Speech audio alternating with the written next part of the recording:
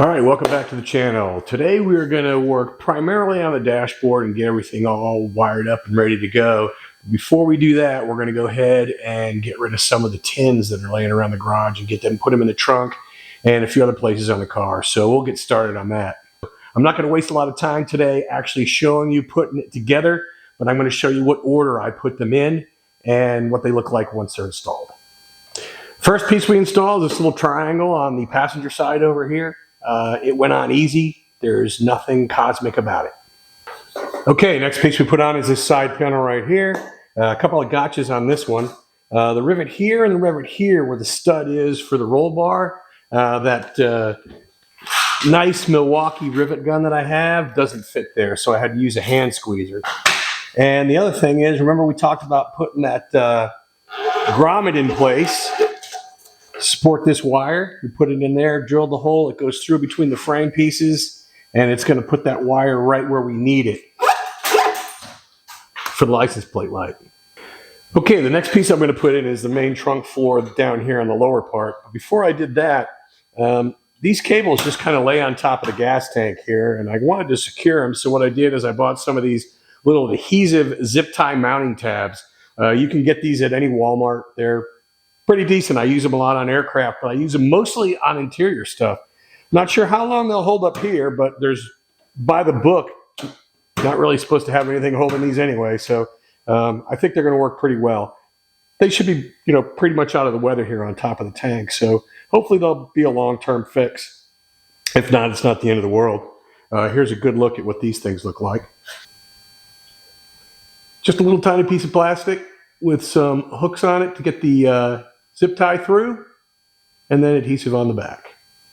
Okay, lower trunk panel put in. A couple of things I ran into. First of all, you've got to remove this bolt here. This is the strap for the tank.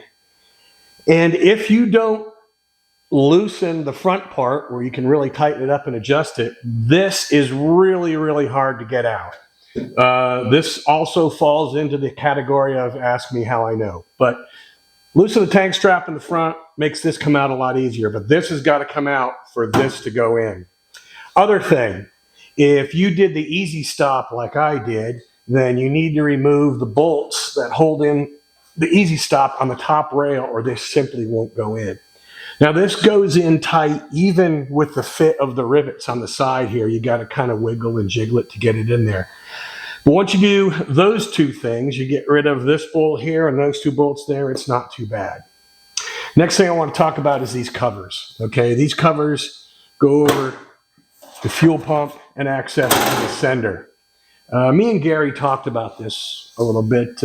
My original intent was to put riv nuts in here so I could have screws on these little panels. But I don't know if you can see it, but they put the holes, they pre-drilled the holes in these very close to the edge here. So either I have to use really teeny tiny screws or forego the riv nuts altogether and just rip these in place. And I'm 61 years old and I've been driving since I was 14. I've replaced 2 fuel pumps in my entire life. So I feel pretty safe with just putting a couple of rivets to hold this in, rivets in the holes they already provided. If I do have to get in there, it only takes a few seconds to drill out a couple of 1/8 rivets. So that's what we're going to do. And I'm going to show you how I measure them up to get them centered, and we'll get those things installed. Okay, so the way I'm going to go about this is I put some tape north and south of the hole here, and I'm going to find the center, and I'm going to mark it. And then I'm going to use this to determine how far north and south I want it to be. I'll put another mark, set it on there. I'll drill the holes through the panel and rivet it in place. I'm not going to use any silicone on this because there is a possibility, as remote as it may be, that I might have to take this off at some point. Of course, by not using riv nuts, I'm pretty much guaranteeing I'm going to be replacing this every other week. So I'm going to go ahead and make sure that everything's lined up the way I want it and no silicone so I don't have a mess to deal with.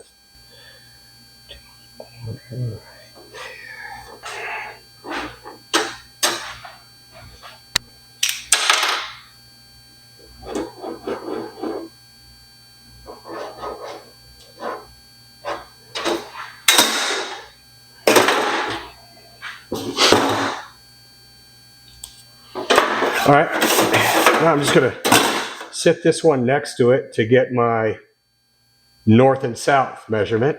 It doesn't have to be perfect. We're not curing cancer here, but this will make it look pretty. Slide this over, match them up, and that's where I'm going to drill the holes.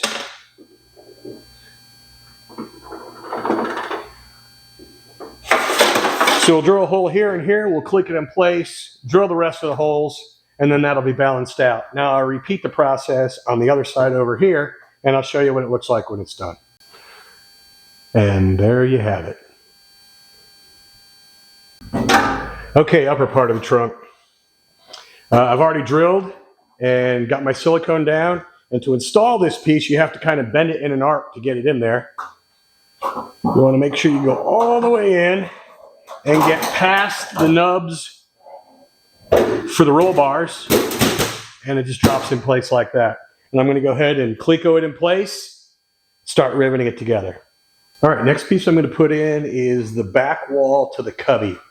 I went with the Breeze cubby kit, and I showed how to install that in one of the earlier videos, but since we've all slept from then, let's do a quick review. First thing you want to do is you want to go ahead and mount the strut supports on the frame on the back of the car as per the book. Pretty simple. You measure them out, rivet them in place, and then go ahead and actually lay the struts on there. Because what you're going to do is you're going to take this piece here and you're going to fit it in place where they tell you, which is right across the main centerpiece here, okay? And then you have to cut out these clearance holes here, these clearance slots, for those struts to fall down in when you close the top of the trunk lid down, okay? And then once you do that, it's the normal drill, Cleco, pull it apart, silicone, Cleco again, rivet. So that's what we're going to do that. The other part of the construction of that is this main panel here, which is the back where the seat rests go through. You have to go ahead and measure out and go ahead and install this hole. So once you do that, which we already have, we're going to go ahead and reinstall the back panel here and get riveted in place permanently. And here's a good look of the final installation on the cubby. Okay, and there's the back panel completed. That's the last one I'm going to put in for now. I've had my fill of rivets. So let's move on to putting the dashboard together. Okay, luckily for me, I have the one where the sections come out of it, so it makes it easy to work on. The order you put them in is entirely up to you. I've looked on the web and looked through the forums, and looks like everybody's got their own way of doing it, whether you have the speedometer to the right or the left, or the tachometer. That's entirely up to you. But what I want to show you here is how these gauges go together, and a couple of tricks I learned at the schoolhouse. So real simple. Once you get your hole drill, you just drop it in carefully, and then you got the little plastic collar that you tighten up to hold it in place. Okay. The problem with these is you can't get them super tight, and it's just plastic, so you don't want to go crazy on it because you'll start breaking stuff. So what I do is I get it set up where I want it, and I get it as tight as I can get it. I found the easiest way to tighten it is to hold the back of the gauge and try to tighten it versus trying to hold the bezel, because the bezel and this, they can come apart, right? So if you're holding the back of it, you're not going to tear your gauge up. But once you get it where you want it, and once you get it level, they can still move. I found they can still move around a little, and I'll bet over time these plastic things might start to loosen up. So what I did was I took a little silicone, and I just put about a 1-inch bead of silicone on one side of each gauge, and then just a dollop, if you will, where the ring screws into the gauge, and that's just to kind of keep the vibration from making the gauge move or come loose. Use a small amount, because if you have to take gauge out, you're going to have to take a fingernail or whatever and scrape all that silicone out of the way, so don't go crazy on that. I do about 1 inch or so. And then just a little dab on the threads here. Don't want to go crazy on that. Something they taught us at the schoolhouse was to take a little dab of silicone and put it in the top of each wire connection here where the wires go into the connector itself. That'll help keep moisture out, and it also gives the wire a little more stability when you pull on it and stuff like that. Put a little on each side and just kind of work it down in there with your finger.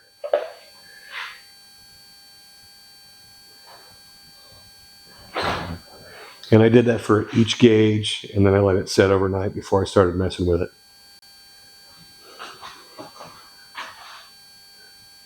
Okay, so once I got the panel back from powder coating, I didn't like the way it was sitting up against this main hoop there. I didn't feel it had enough support. So the first thing I did was I added another one of these tabs that I installed, just like the ones I showed you earlier. And then I got a trick for the other side that I'll show after I get the panel mounted back onto the frame. So let's get that done. Okay, I hope you can see this on the camera, but we got a good even spacing from about here over, but right here in the middle it gets kind of proud and it sticks out a little bit, okay? There's not really any place to put a bolt in or a screw in like those because of the way the panel cutouts are. So what I elected to do was, here's the standard screw that holds the instruments in place, okay? What I did was, I went and got a longer one that's going to go through and it's going to stick out past there, okay? So once the panel's tied in there, and that's tied up against there, that's locked in, okay? Then what I did was I just took a little piece of aluminum and I cut it in a Z with a little arc to it to give it a little spring action there. And then this slides, once the screw is in place, okay, this is locked down and it's holding the instrument panel just the way it's supposed to. Everything's looking groovy.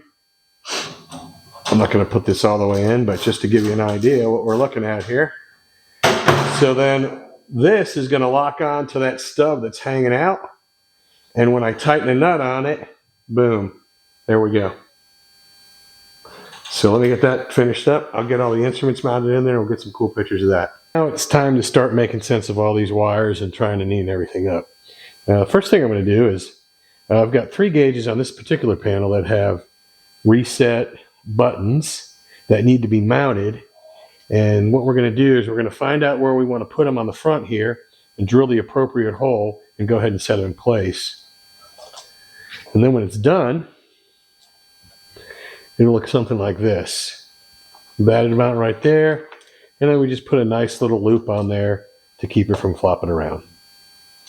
Okay, and there's a good look of the second panel completed as far as these buttons go. Installed and ready to go.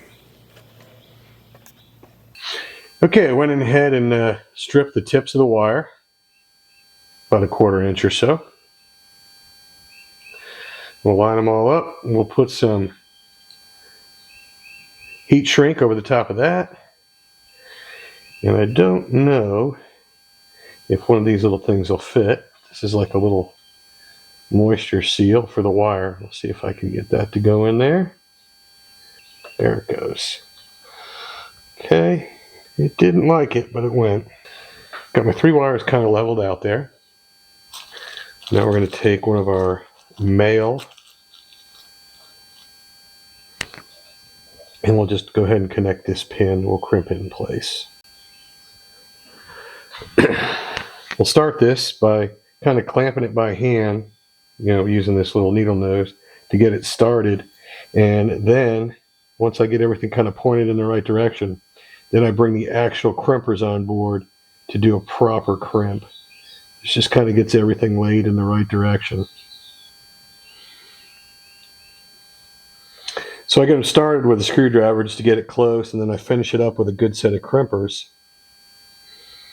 to get the good final fit on the wire. Feels very secure.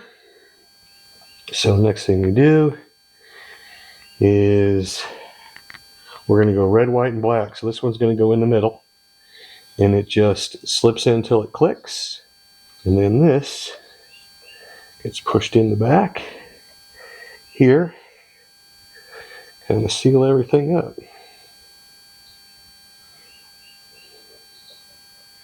And there you have it. All right, got the rubber stuck in there nice and tight. And what we'll do is once we get everything in and we clamp down this section here, I'll bring, actually, you know what I'll do? I'll go ahead and roll this up to here.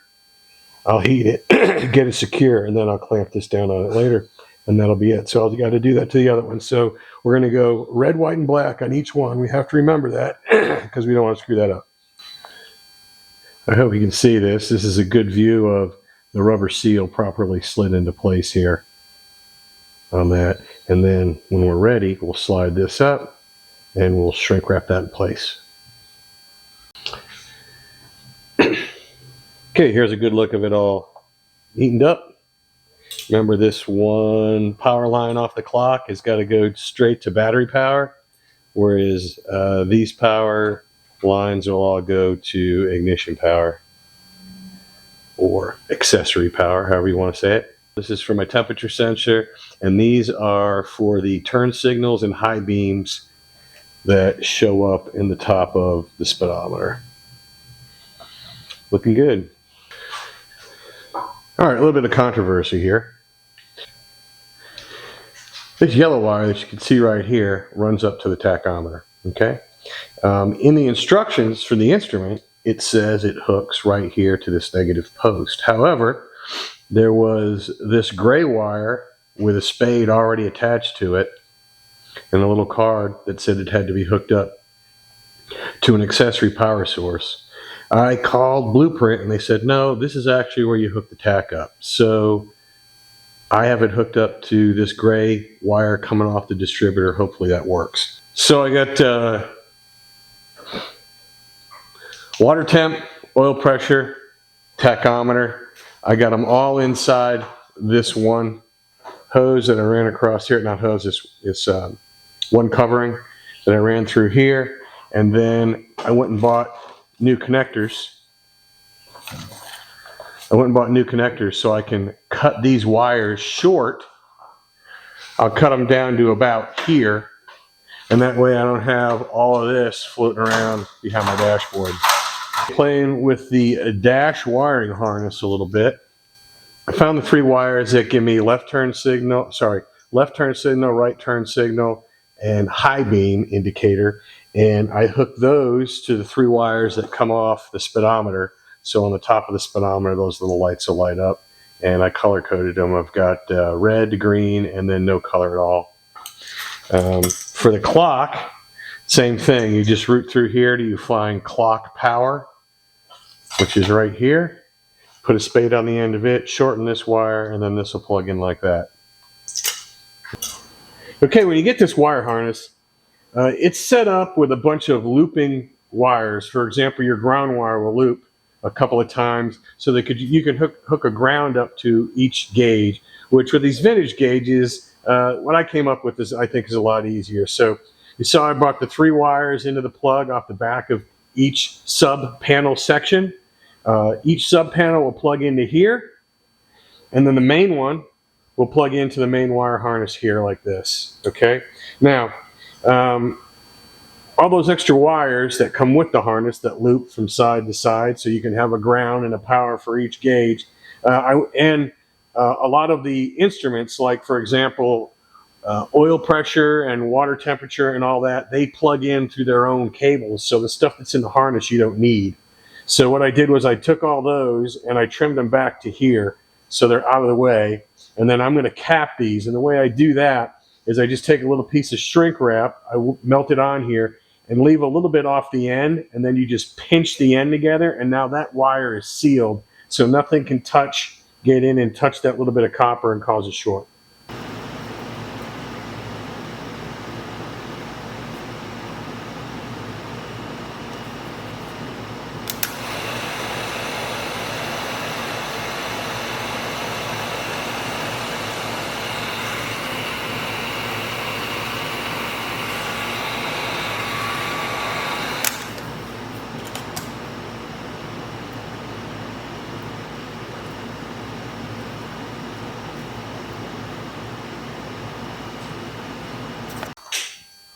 This is a completed look on the part of the wire harness that makes the gauges work on the dashboard. So this will go to power the gauges. It'll give us both our backlight and our power. This will be for fuel. I got my fuel sender here with the ground. This is for a clock. It's a constant power, goes right to the battery. And then these are the 3 that hook to the speedometer to give us our turn signal and high beam indication. So once I get all the other wires cleared out of the way, that's a pretty clean operation right there. Next, we're going to move on to the switches, which is this part of it here. My next step was to drill the holes in the switch plate and then put the switches in. All right, there it is with the buttons installed. Left blinker, right blinker, low beam, high beam, hazard, and horn. They sent me the wrong button here for this one. I've already got the other one on back order, so we'll just swap that out when we get it. But it'll work well enough for us to get everything wired up, so that's what we're going to do. All right, so now we're starting to assemble the plugs.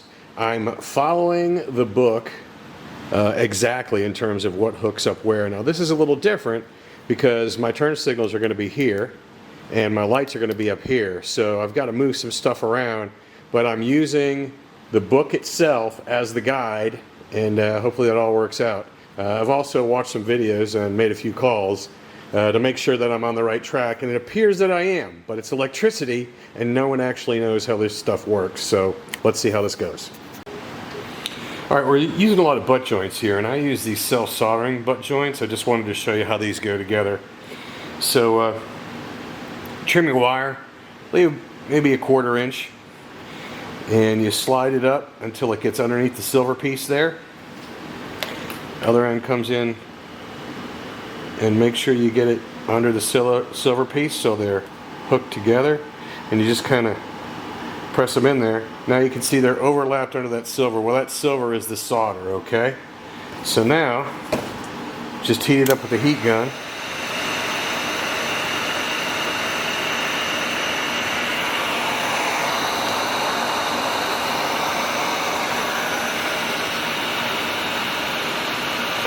And I don't know if you'll be able to see it on the video, but as you heat this, eventually that little silver piece, there it goes.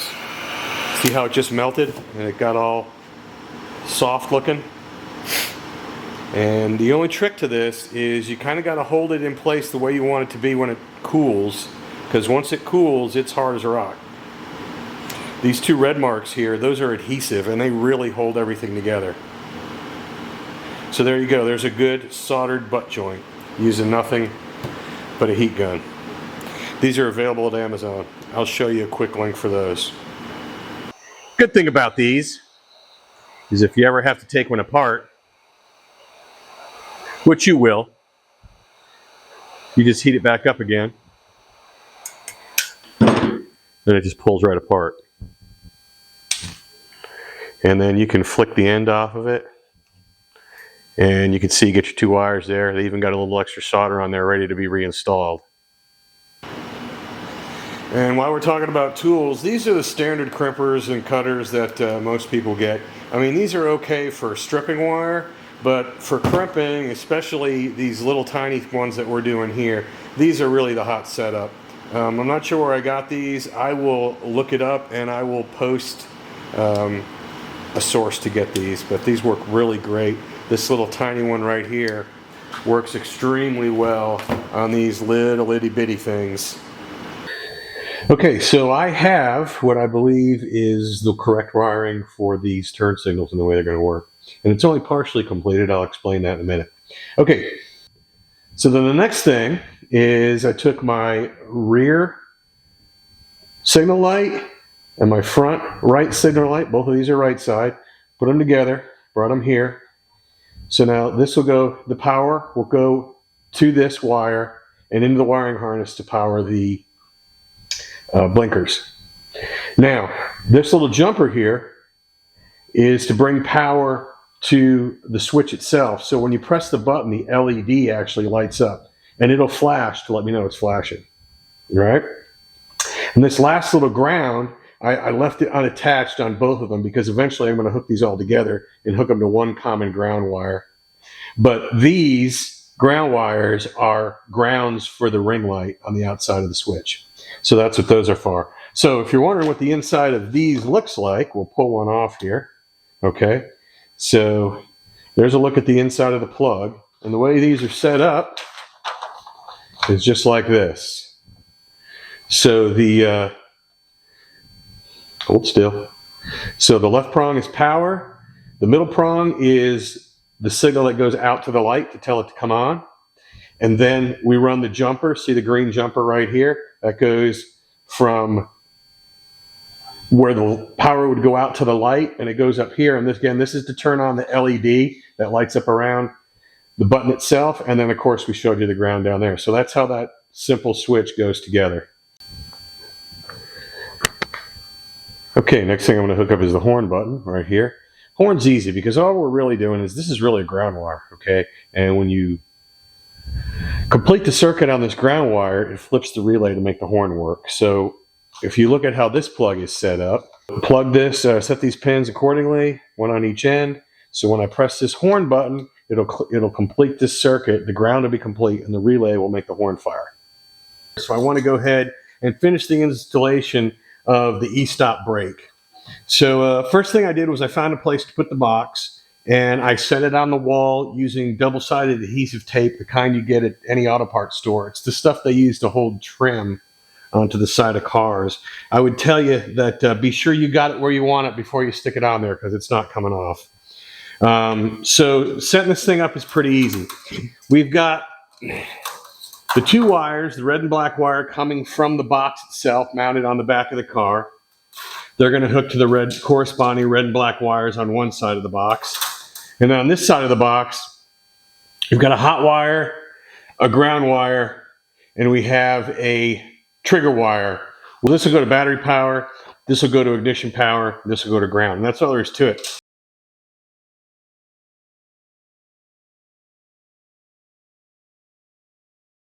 Then you run the other cord across here like this twisted coil, and plugs into the switch that I mounted on the panel right here.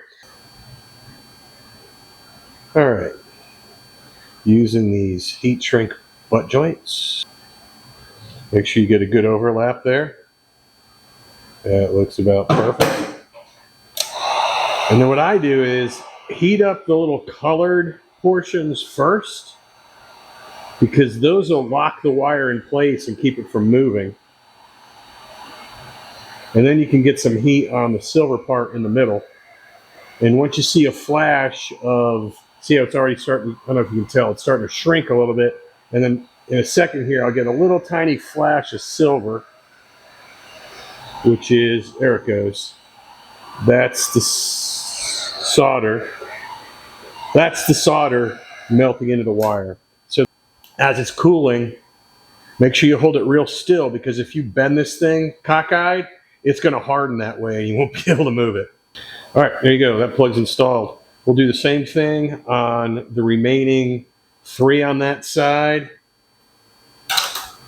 both in and out, and then the 2 in on this side, so this will plug together, and that'll neaten that up.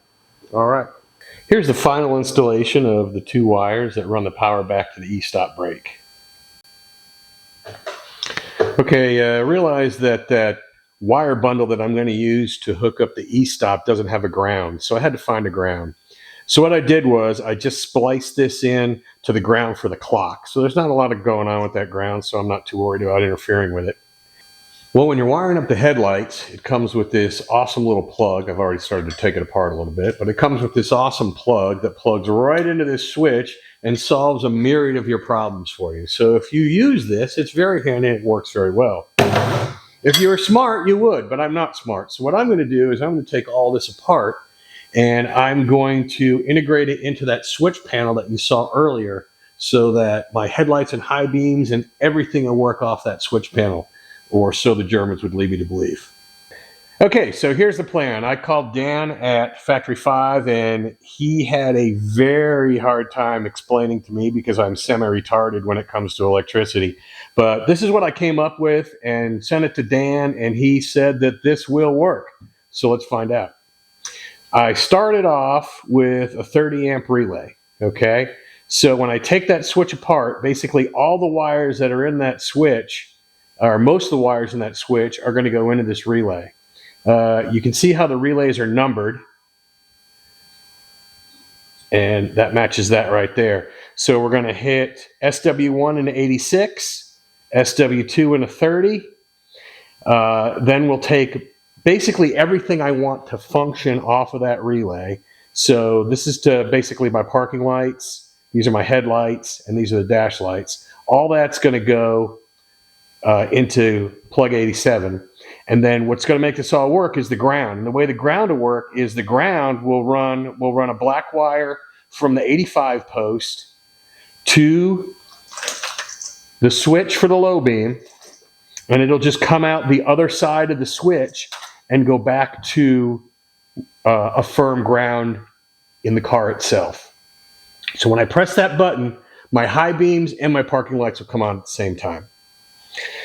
Then I take the second button and I take the dimmer switch harness, which has 3 wires. It has it has a light blue wire, which is power. It has a red wire for low beam and a brown wire for high beam.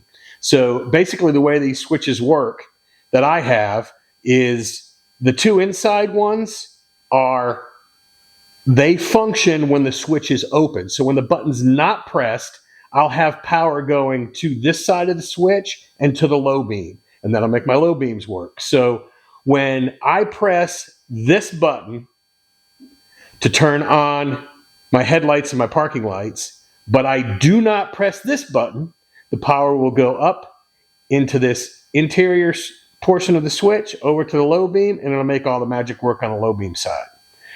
When I press the power button, the power is going to go from this side over to the high beam side, and my high beams will work, turn off my low beams. That's what I think is going to happen. I'm going to wire it up and see how we do. Okay, moment of truth. Here we go.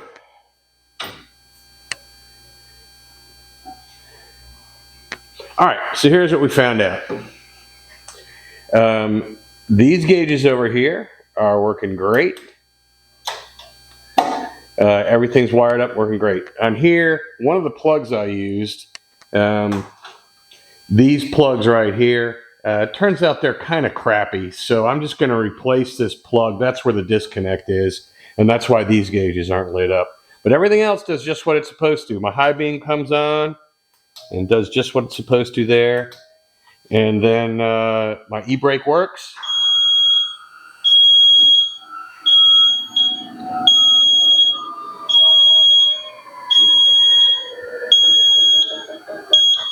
Magic. All right, something on the e-stop brake. Coming out of the box, there's a red wire, a blue wire, and a black wire. Black wire is ground. Red wire is constant power, and the blue wire is ignition power. I wired it all up to the appropriate connections, and it didn't work at all. And I called the guy at e-stop, and he said, cut the blue wire. I couldn't understand why. I cut the blue wire, and it worked. The big thing on that is make sure you've got the black wire hooked to your constant so that the e-brake will work when the key is off. So it'll work both key on, key off. So we've got some grounds to clean up, and I've got to replace that plug, and then we'll see where we are. Now, one other thing is we don't know how the blinkers are doing yet, because you're not really going to get an indication on the blinkers until you put that little, I guess, the flasher component and all that stuff that goes in probably next. All right, so let's get started on cleaning this up and getting this working, and we'll move on to the next thing. We're going to go ahead and configure the horns next. First step's pretty simple. We're just going to slip our brackets on here. Washer, nut. We'll leave these loose for now, because what we're going to do is these will sit like this, give or take a little bit. And then we will go over to the car. We'll drill a 3/16 hole where they go and put it right through there and bolt it up. And then we'll adjust the wires to make it all work. Okay, so it mounts on this tube right here. You can see where I highlighted it, so you can see where I drilled the hole. There's no instruction in the book of how far back this hole is supposed to be for the mounting. So I just looked at the picture and estimated as best I could. And it's not rocket science. We're talking about the horn here.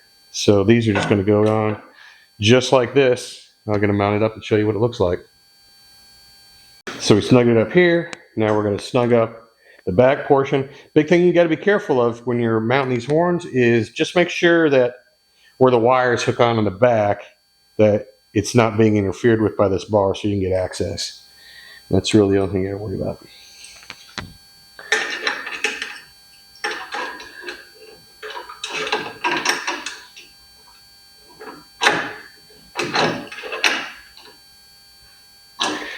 When you tighten these, remember you are tightening something that's mounted in plastic, so don't get too crazy, right?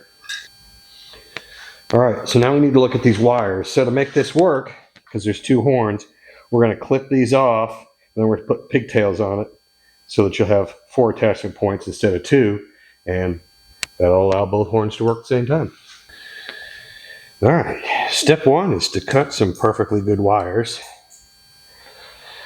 that I am not terribly fond of doing.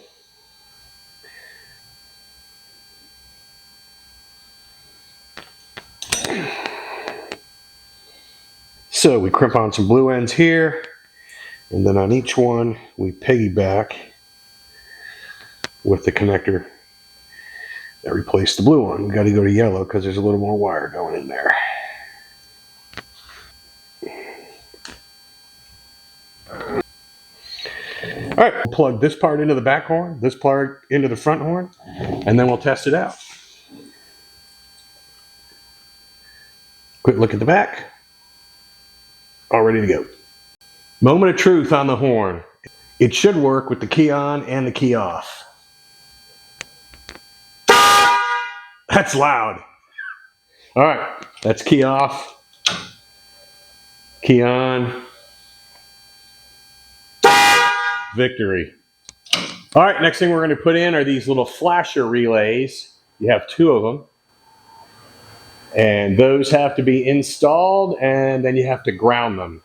You can't mess this up because there's only one place for them to go in the fuse box. So we're going to plug these in to the fuse box, and then we're going to test our lights.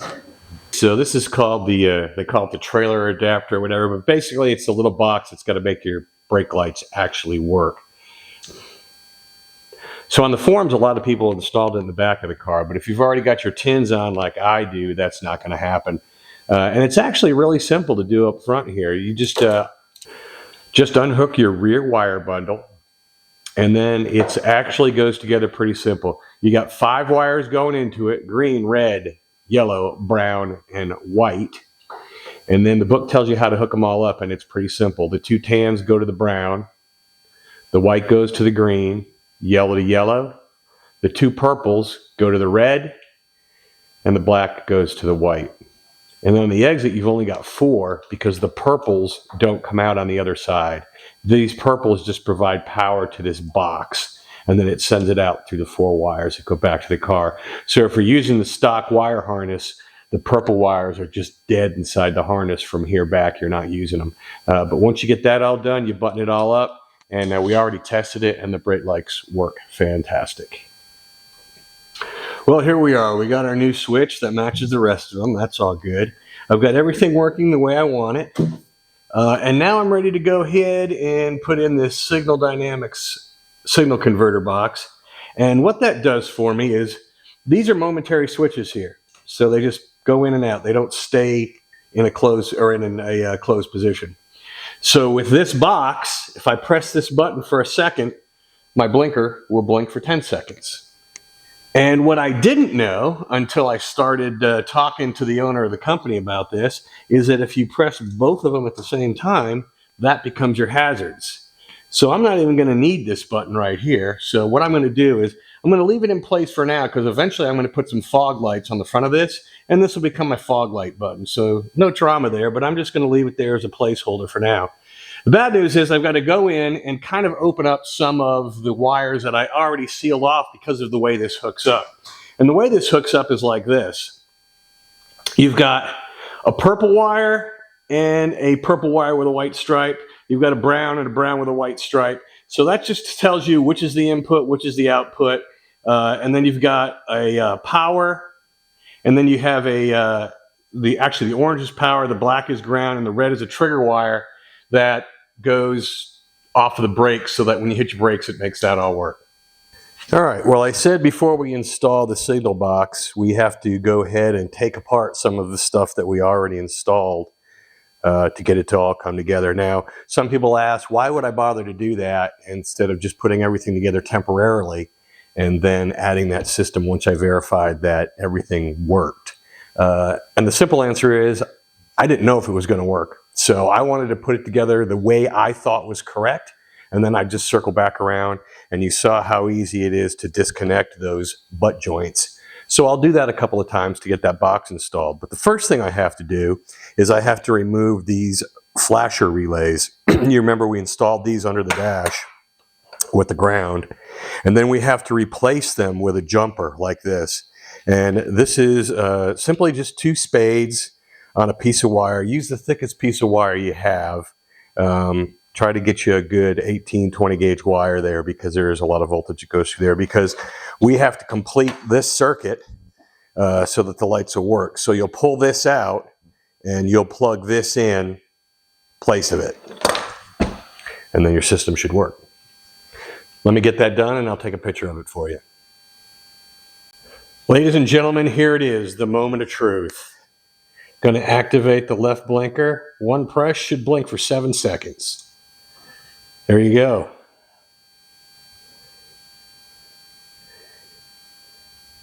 Fantastic. Right blinker. We're going to reset that. Now, hazards. And the hazards will blink until I turn them off. Like that. Then we got low beams, regular lights, high beams off, low beams off.